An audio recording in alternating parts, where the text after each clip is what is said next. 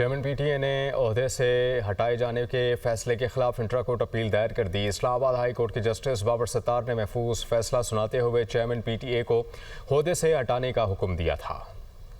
Islamabad high court के single bench का फैसला चैलेंज। चेयरमैन पीटीए ने ओहदे से हटाने के फैसले के खिलाफ इंट्रा अपील दायर कर दी। चेयरमैन पीटीए ने इंट्रा कोर्ट अपील ऑर्डिनेंस 1972 के तहत दायर की है। रिकॉर्ड के मुताबिक major general retired Hafeezur Rehman को 24 मई 2023 को पीटीए में मेंबर इंतजामिया तैनात किया गया, जबकि अगले ही रोज 25 मई 2023 को उन्हें चेयरमैन पीटीए मुकर्रर कर दिया गया था।